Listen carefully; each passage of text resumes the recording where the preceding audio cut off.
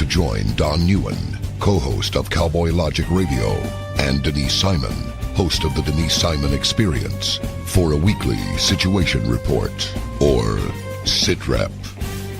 18 hours a day, Denise Simon lives her life as an Intel Analyst. 18 hours a day, Don Neuen lives his life in the world of rock and roll. 1 hour each day, Neuen receives a daily SITREP from Simon.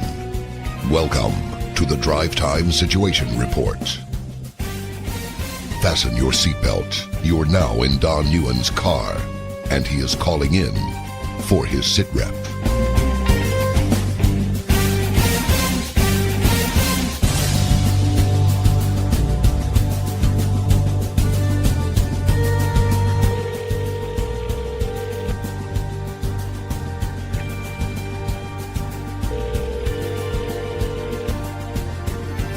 Hello. What's up, Denise Simon? Hello, Mr. Don Neuen. How you doing? I'm doing great. The sun was shining today. All over the country, the birds were singing, and money was changing hands. Yeah, it was in fact doing that. How about that for a start off for a show? Ladies and gentlemen, welcome to tonight's Drive Time Sit Rep. You've got on one end of this conversation, Denise Simon, host of the Denise Simon Experience, Thursday night, 9 p.m. You can catch that show. And on the other end is yours truly, Don Neuen. I'm the co-host of Cowboy Logic Radio. You can check our show out Tuesday nights at 9 p.m. Eastern. And you can check it out on whatever you're listening to this show on, the Drive Time Sit Rep.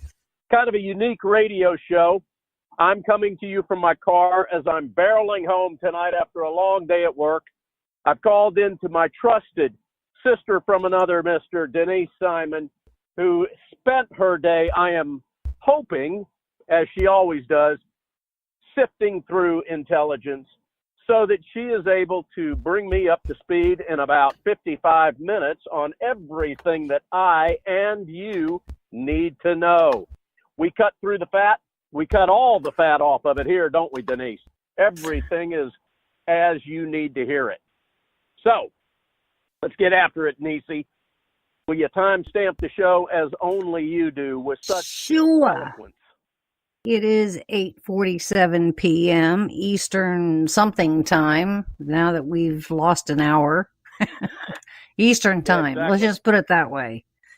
On the 11th of March, in the year of our Lord, 2019.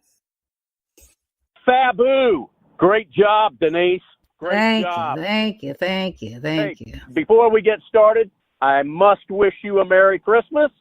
Oh. You, your wonderful husband, and your two fabulous sons. Thank you. Merry Christmas.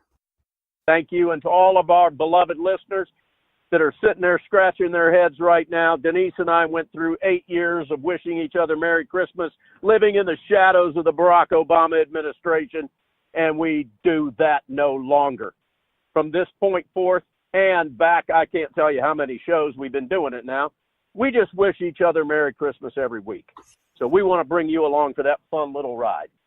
Now, Denise, the big headline that I saw when I spent 4.5 seconds scanning Drudge today was that Nancy Pelosi is not going to seek impeachment on one Donald J. Trump. That, believe it or not, was the big red headline on Drudge today. Indeed it was. So I think what she's necessarily trying to do is take back. Well, yeah, she's trying to take back the power of the speakership. She wants to keep that gavel since we have a quad of progressive women that have pretty much said, we own this. Step aside, Miss Nancy. She's trying to bring some bit of sanity to the absolute freak show that the Democrat Party has become, right? I don't think she's trying to bring sanity, because she said that Trump is unfit for the office, but for the good of the country, she doesn't want to do an impeachment. So there's not sanity in that, especially. Well, yeah, but I call that BS. She's doing this sure, to try to save the DNC. She's trying to save the Democrat Party, because if they try to impeach him, as it's proven throughout history, it will completely bury them deeper than they're already going to get buried because of their freak show concepts. Well, we have a problem here because, whatever Trump does for the rest of his first term, internationally, you've got other world leaders that are watching us very carefully. So what did you have? You had Bernie Sanders, a 2020 Marxist presidential candidate, going out there and saying that, Trump is the most dangerous president of our lifetime. And then today you have Nancy Pelosi, Speaker of the House, who's saying that he's unfit. Now, just about imagine what any of our allies are thinking. So no wonder Maduro in Venezuela is all too happy to blame the fourth day of the power failures in Venezuela on either one, hacking, or two EMPs launched by the United States. Yeah, the only rebuttal that I have to that is that any sane, rational leader of another country is going to see through this crock just like you and I do. Well, I'm not so sure. And one other thing. I can't see another country that relies on the United States, as many of them do, almost all of them, wanting this country to turn into a socialist country, even if they themselves are running a socialist country. Well, obviously we have issues with our two direct neighbors. We have issues with the leadership of Mexico, and we've got big issues with the leadership of Canada. Then if we trot on over to Europe, now we're supposed to be talking about friendly countries and allies. We obviously have some big issues going on with France, Germany, and I don't even know where we are with Theresa May of Britain and the UK. I mean, she's got her own troubles. So don't you think that our enemies of the West are just loving all of this? That Of course they are. Okay. And so we have two people of significant power, on one on the campaign trail and one with a gavel in her hand, that are feeding the sharks here, and they're loving it. And what would you call that if you had to place a term on what they're doing? Sedition. There you go. I knew that would be the word you used. That's why I asked that. Now, for anybody that's listening that has no idea why you said that, would you care to explain it? Well, it's undermining a government. And I mean, it's just in a simple term. Now, is sedition against the law? Well, fundamentally, yeah, but nobody has ever been, or certainly willing to bring that up. But then you can, or challenge it. Then you can just dovetail it with where we are with this whole socialism thing, which is, an anathema to our free enterprise system. So, and government was really there to support the free enterprise system. So, I mean, it's all such a mess. Well, maybe what will happen here, given the fact that Nancy's trying to pretend she's a moderate, is that the members of the Democrat Party freak show that is so visible are going to make such complete I think I need to bleep that, asses of themselves. I'll have to go back and find that one, ladies and gentlemen. You'll hear a beep in there. At any rate, they're gonna make such complete fools of themselves that this has got to figure out a way to play into Trump's hand for 2020. Because really all he's got to do is sit back and watch them all implode and come up with their whacked out, crazy, nutcase, kooky agendas that they have that include infanticide, that include open borders, that conclude Medicaid for all that could never be paid for, that could include free tuition, and, hey, let's just let all illegals vote too, for the hell of it. Good segue, because I actually want to talk about H.R. 1. Now, under Nancy Pelosi, her agenda is essentially for the people. Okay? That's her shingle that she's hanging out, for the people. So H.R. 1 is called the For the People Act of 2019. Mm-hmm. Now, she summed it all up clearly by saying that these people that are coming into the United States, we want to welcome them into all things of our culture, and that includes giving them the most sacrosanct thing we have, and that is voting. But well, hey, hold on. Before any of our beloved listeners go off and start quoting this, right now that resolution is calling for just voting at a local level. But that's awfully dangerous. Well, but that's also not what right. That's also not what Pelosi said. So she wants to give it to everybody. So where are we? We're working on giving felons the vote, and we want to have an amendment where we take the legal age to vote down to 16 by Ayanna Pressley, which is one of the quad women that are trying to take over control of the House. But right. I would say essentially have it. But so when a bill is introduced, and if you go over to whatever page it is, when you see where the bills are that are introduced and where they are in the system, up in the top right-hand corner, it says the constitutional statement regarding this bill. In other words, does it pass constitutional muster? Well, they've gotten to the point where they just have this sentence, and I've long since forgotten what it is, but I kept looking at it 4 or 5 months ago and just said, well, that sentence applies to everything. There is no constitutional muster that they challenge these bills with. Now, McConnell's not going to take up H.R. 1 in the Senate, which is fine. I'm good with that. Okay.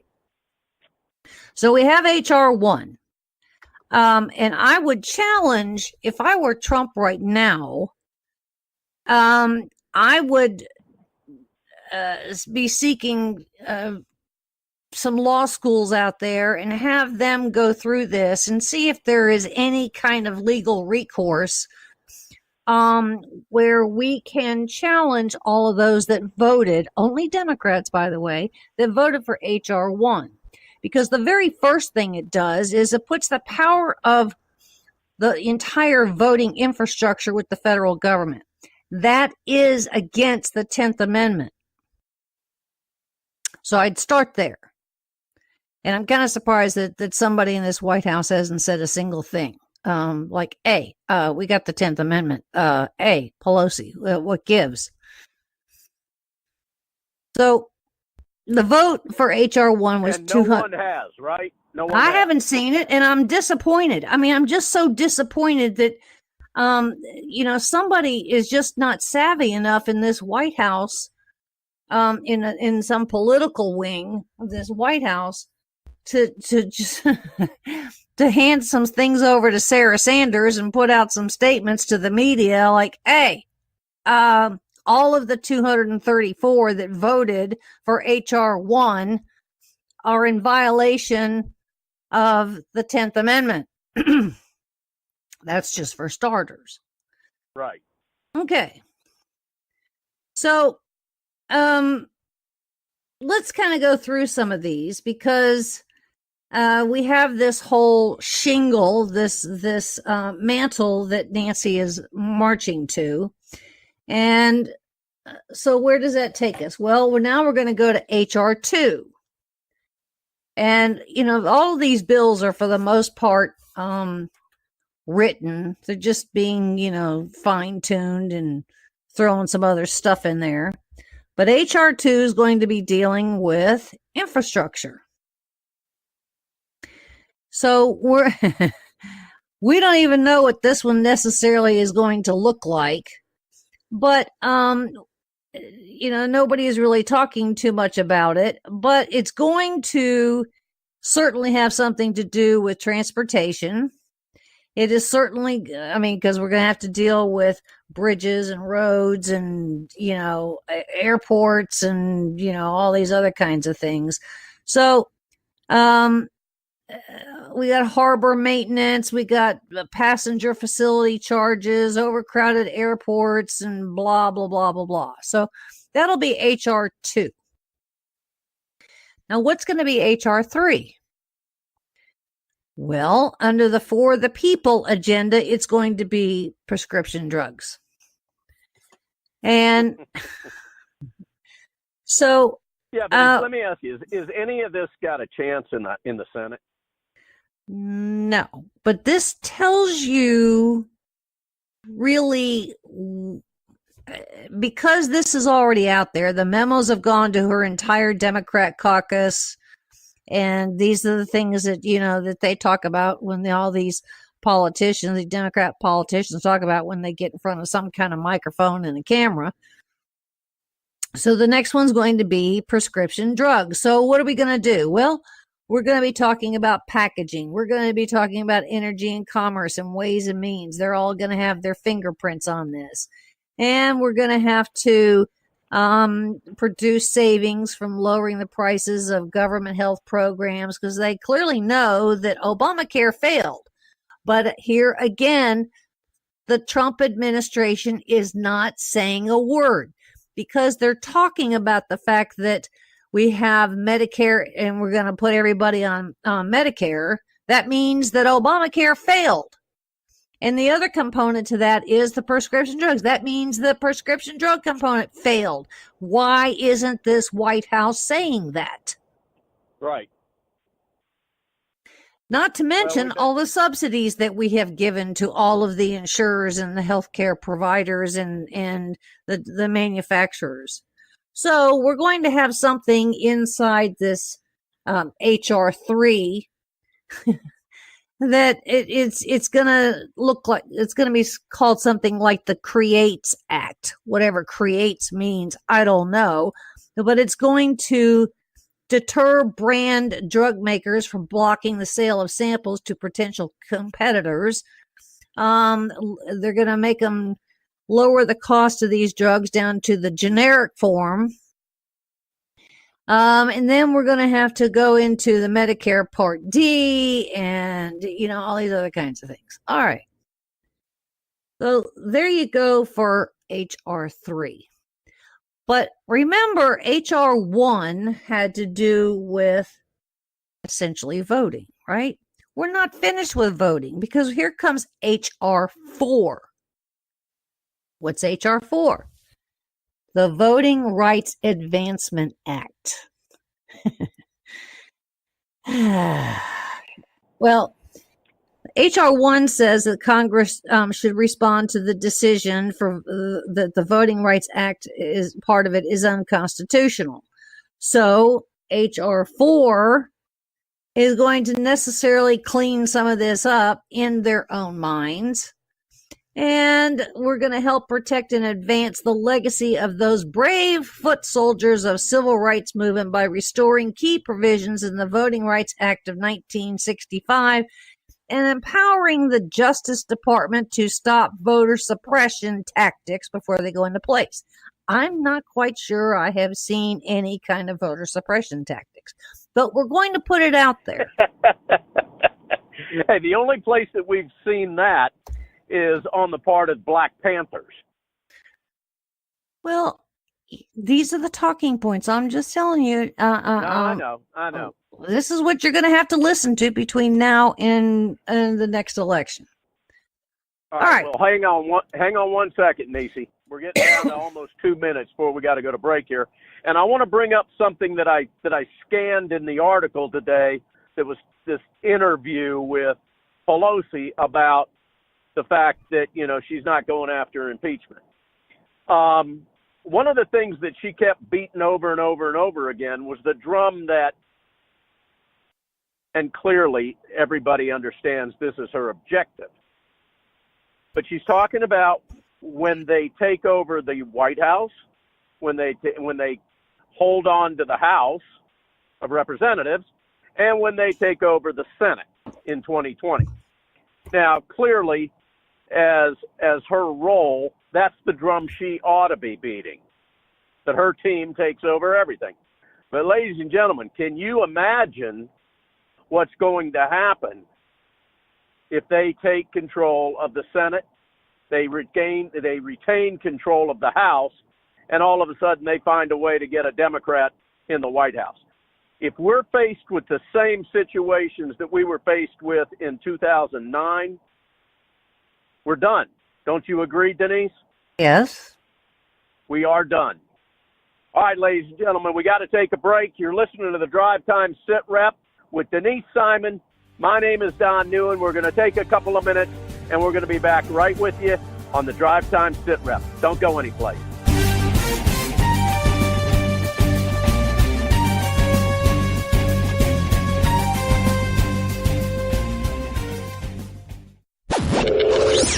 Check us out on the web at cowboylogic.us.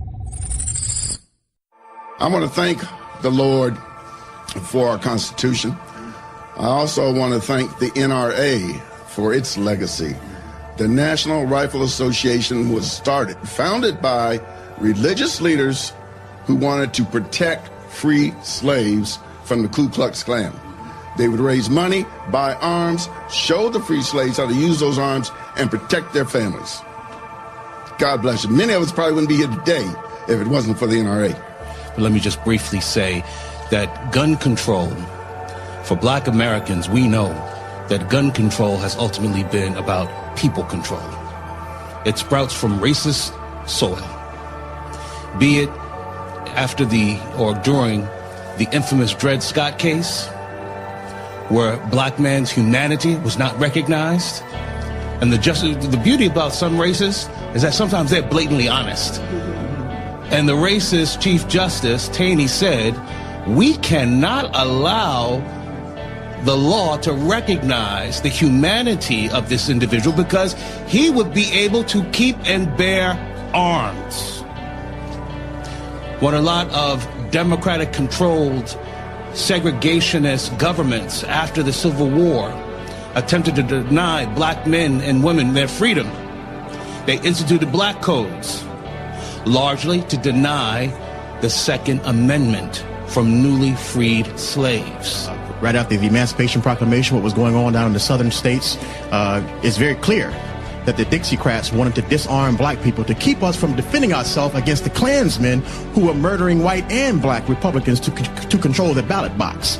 So I think history is ripe with examples of there's a correlation, direct correlation between gun control and black people control. This current administration is far from the truth. This agenda is becoming more and more obvious to all, that it's a distraction.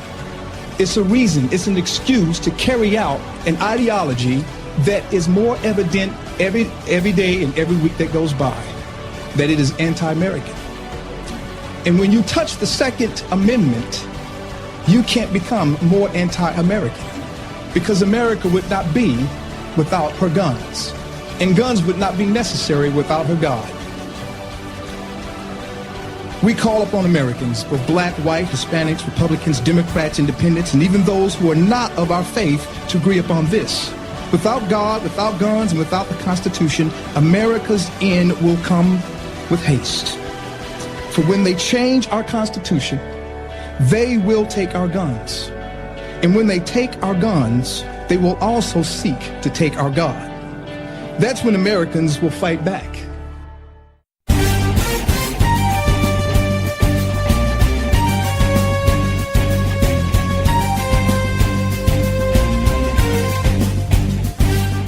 back to the Drive Time Sit Rep, ladies and gentlemen. My name is Don Neuen. You've got on the other end of this conversation the ever stellar Denise Simon.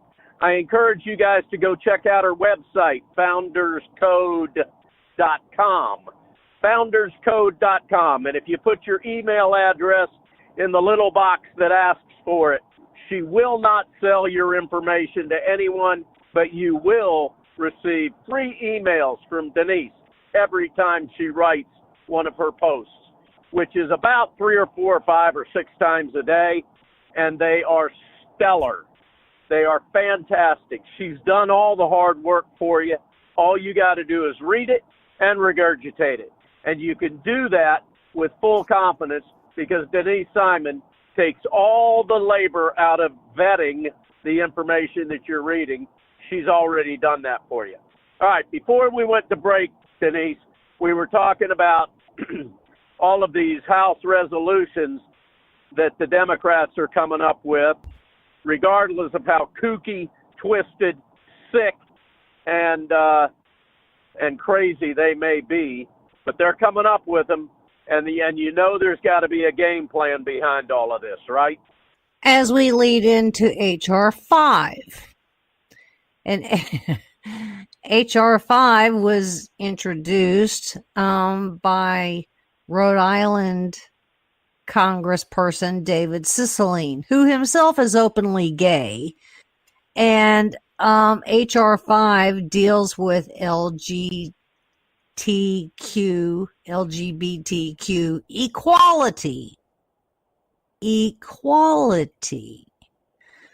So this is the Equality Act under, this whole thing that Nancy is doing that will prohibit discrimination against the LGBTQ community, housing, employment, public accommodations, jury service, federal funding, and education.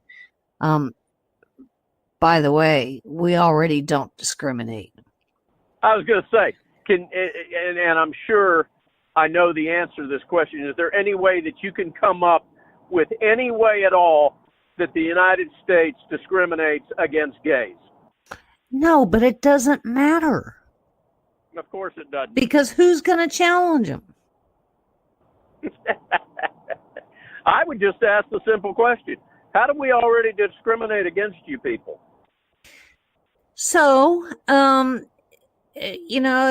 we have to recognize that a core value, one of the founding principles in this country, is that discrimination is wrong and discrimination against any community is something we cannot tolerate.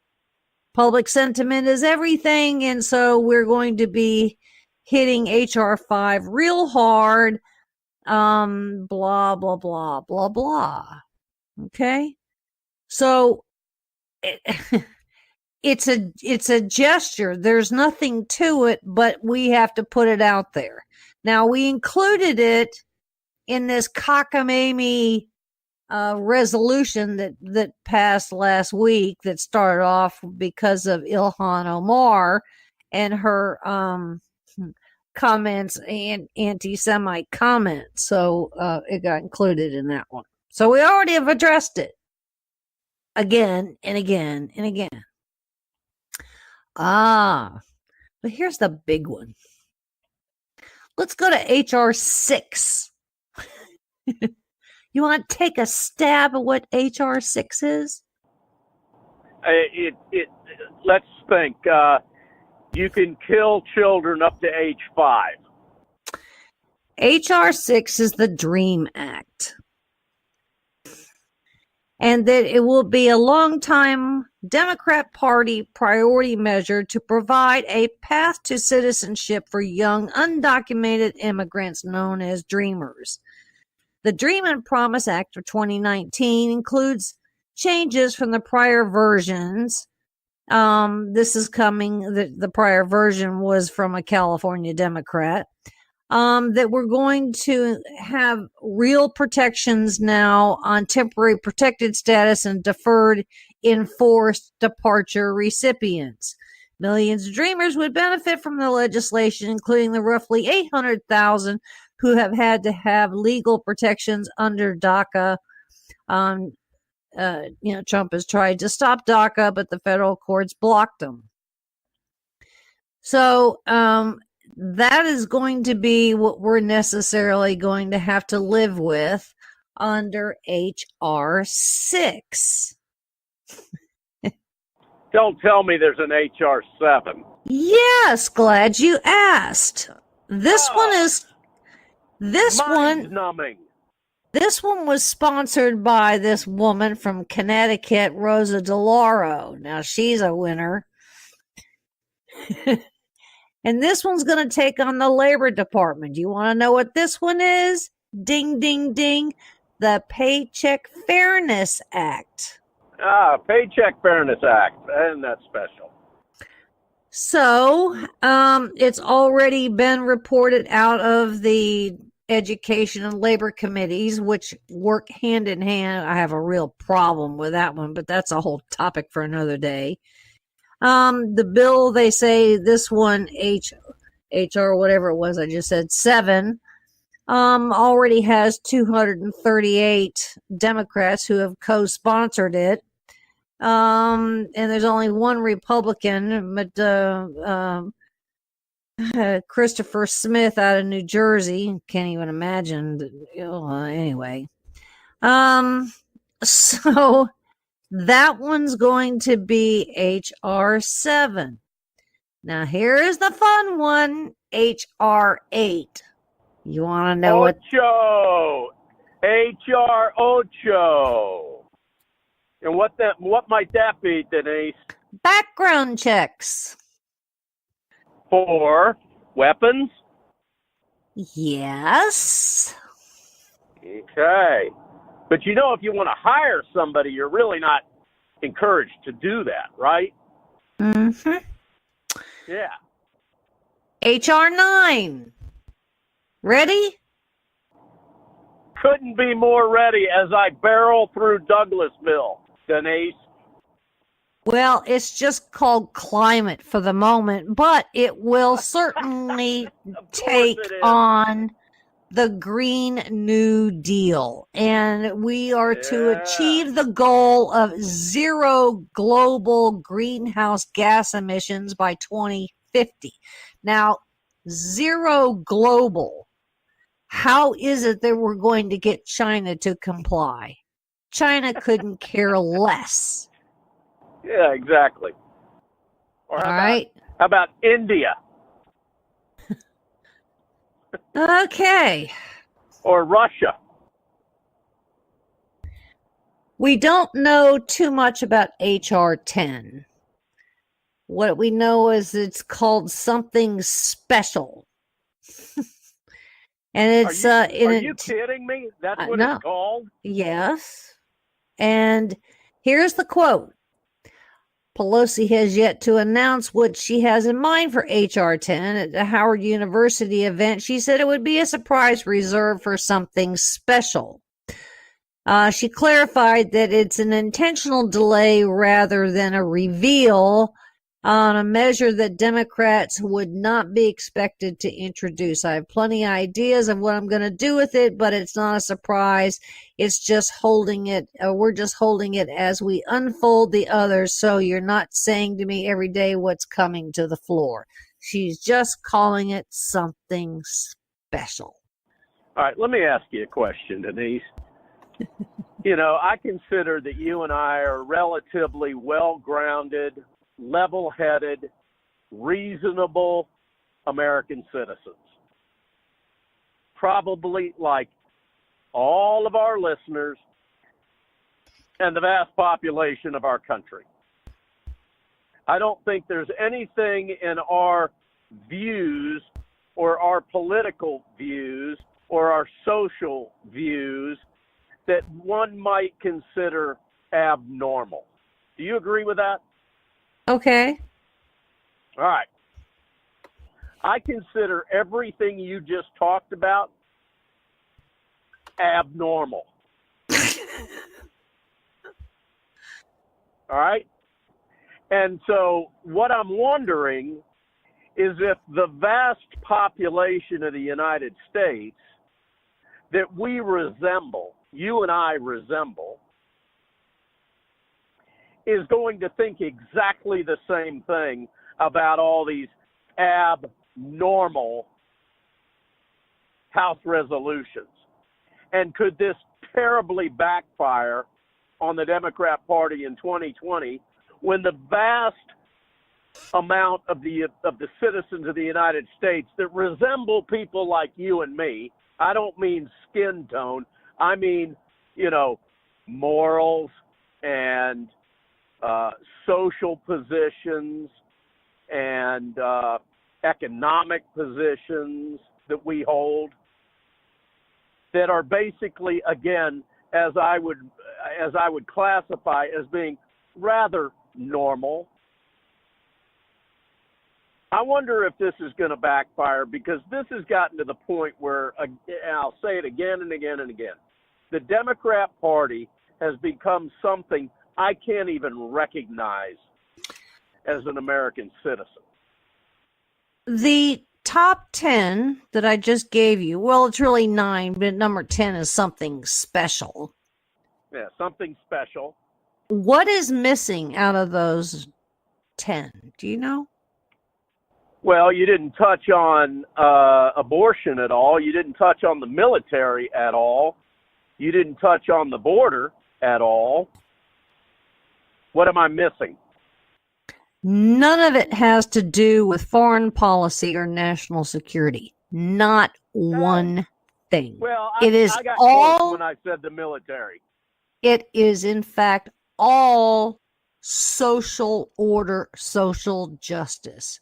So, what they want us to do, and Kamala Harris admitted it in the last day or so, that she wants us to conform, and she says that we will.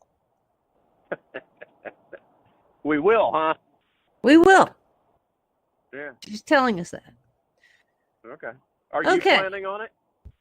Well, I might conform the other way.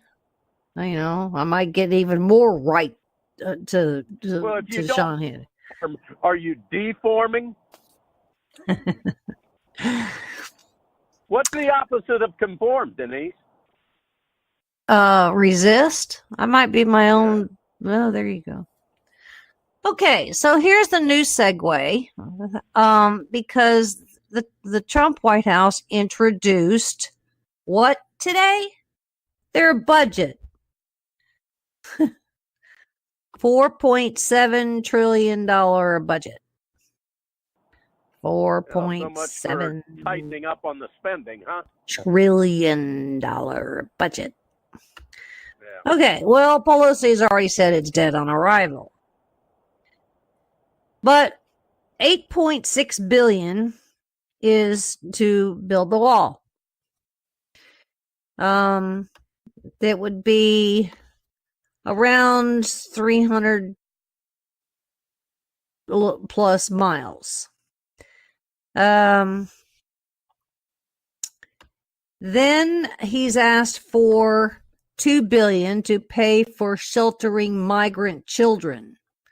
Now, that should be staggering. That into itself validates his national emergency declaration. I agree. That we got to have $2 billion to shelter migrant children. And how are the Democrats going to spin the fact that they're not going to approve this budget when they are so concerned about children? Yeah, unless we want to just take them in the womb. But anyway, that's my point. He's going to increase defense spending to $750 billion, including the new Space Force as a military branch. It looks like, however, it's not going to be a separate branch. It's going to go right back into the Air Force, where it really should be altogether. Yeah, and he wants to reduce non-defense accounts by 5%. So he's got $2.7 trillion proposed in domestic spending over the next decade. And he's going to propose cuts. It's proposing cuts in economic safety net programs.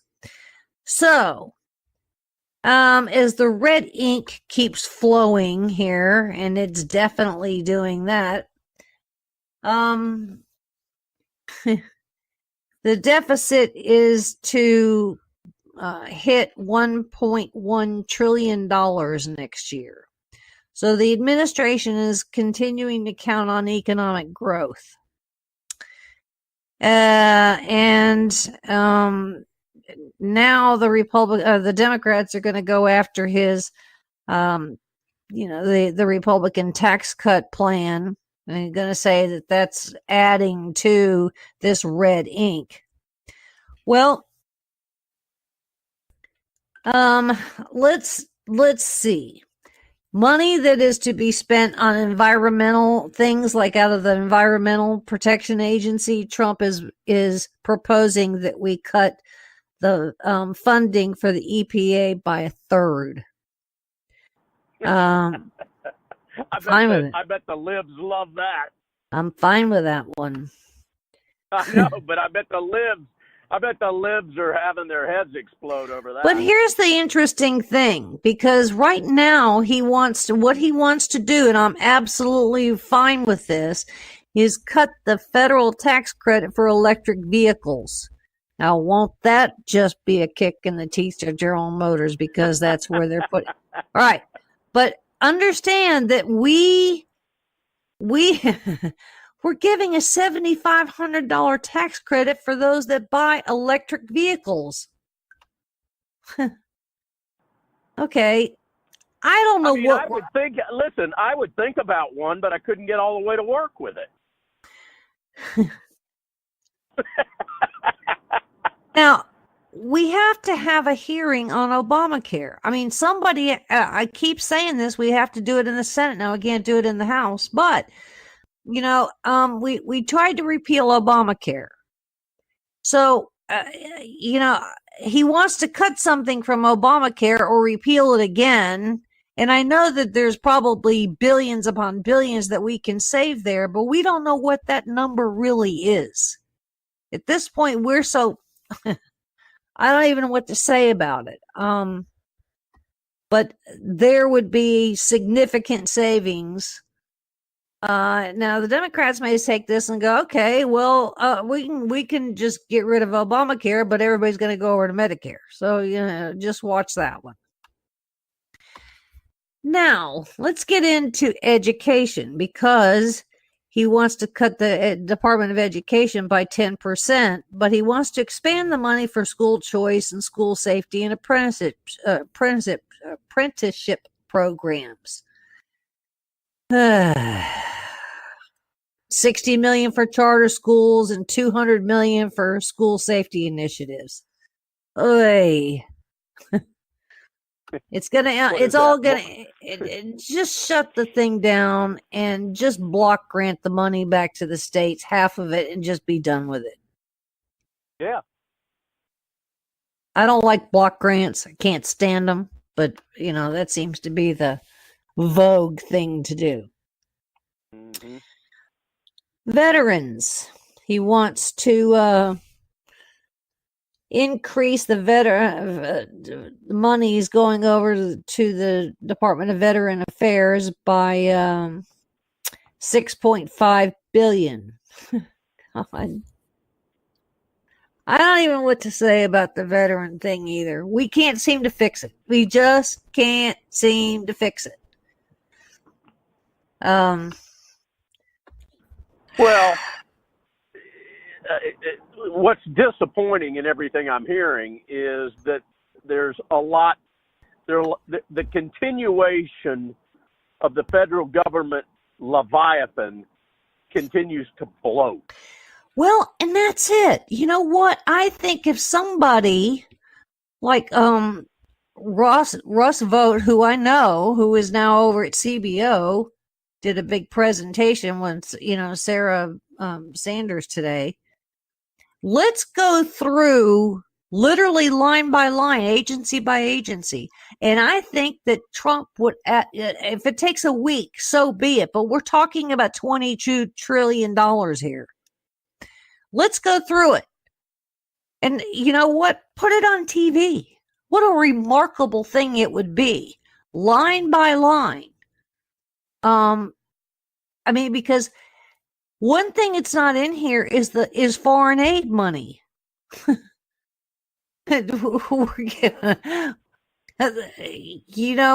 Monies to Yemen, big corporations like Boeing, who seem to have 2 plane crashes in 1 year. Right. So there's just something that's very wrong with this budget request. We've got redundant programs, we've got redundant departments, we've got redundant people, we've got redundant stuff, and nobody is talking about waste, fraud, and abuse. Nobody. Yeah, you and I talk about it.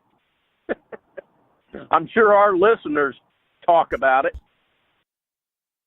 Denise, Well, we got about, listen, we got about 5 minutes. All right. Take me someplace that's going to give me a yeah moment. Oh. A yeah moment. Okay. How about this one? A yeah moment. One of those. Two anonymous donors coughed up the money to pay for all of the funerals of the tornado in Alabama. Yeah. That'll work. How about that? That's a feel-good moment. I mean, I read that the other day, and I was like, really? I mean, really, that into itself is amazing. Yeah. What was it? What did we lose? And the fact that they want to remain anonymous, that's 20, amazing. 23 funerals? Yep. Awesome. So, yes. So that's got to make you feel good. It does. It does. It's a beautiful silver lining to a terribly dark cloud. Yeah, as Trump was getting slammed for autographing Bibles where people in Alabama were standing in line to get their Bibles signed by Trump. Yeah, yeah. Let me ask you this. We got 3.5 minutes left here. Do you think, because I am praying that the Democrat Party has gone so far out into space with their agendas and their programs and their thoughts and their just agenda and positions, that the American people are kind of starting to see through this and see them for exactly what they are? I'm not convinced of that. You don't think the needle's moving at all? I don't know where the needle is to know that it's moving, so I really can't speak to that. But for Bernie Sanders to get the kind of audiences that he is getting is terrifying. For CNN to do this thing South by Southwest, where you have got all the progressive, I know, is so. I don't know, Don, to be honest with you. I woke up this morning in a sense of panic over these people. And I did a pretty in-depth study, which I published over at Political Vanguard, on these people that are in the orbit of Ilhan Omar and Rashida Tlaib and Alexandria Ocasio-Cortez. Alexandria Ocasio-Cortez, her chief of staff, oh God, yep, is Saikat Chakrabarti. Well, they all worked for Bernie Sanders. Every one of these people, Corbin Trent, Alexandra Rojas, Zach Exley, they all worked for Bernie Sanders. And Saikat Chakrabarti, if you want to read this article, trot on over to Political Vanguard, because it looks like the American University, ding, ding, ding, is actually holding classes and seminars and events and exploiting progressivism and new green deals and all this other kind of stuff. And Saikat Chakrabarty has a dead mentor. And this dead mentor is Subhas Chandra Bose. Well, he was also from India, as is Saikat Chakrabarty. Well, this cat, Subhas Chandra Bose, was about as progressive Marxist communist as you get. And No doubt. I have a picture of him wearing a t-shirt. You know, people wear Che Guevara t-shirts. Well, you know, we got Saikat wearing Subhas, you know, icon on a t-shirt. So maybe we need to sick Dinesh D'Souza on these characters. It's terrifying. Hey, I know it is. It's absolutely terrifying. Ladies and gentlemen, we're out of time. You've been listening to the Drive Time SITREP, a stellar presentation by Denise Simon.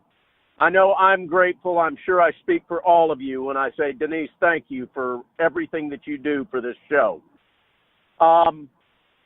Ladies and gentlemen, tell your friends and family about this show. I want to leave you with one thought. Anybody that's listening to us that is undecided on the way you're going to vote, if you vote Democrat, you own all of this bizarre, kooky, numbnut, crazy, whacked out stuff that Denise was just talking about. You now own it. Any of your friends, for all you conservatives that are listening to this show, any of your friends that are undecided that may pull the lever for Democrats, they own it, and you got to let them know it. You've got to let them know that if they vote Democrat, they own this stuff 100%. 2020 is critical. 2020 is critical. Denise, take us home. We're out of time.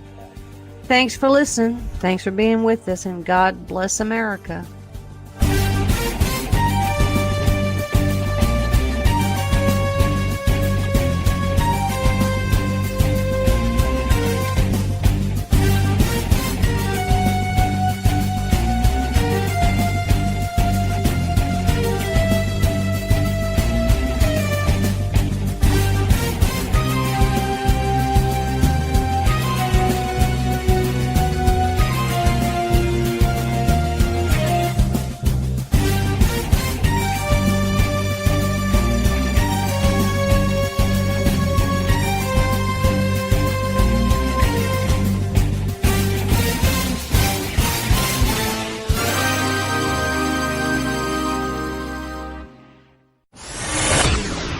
Check us out on the web at cowboylogic.us.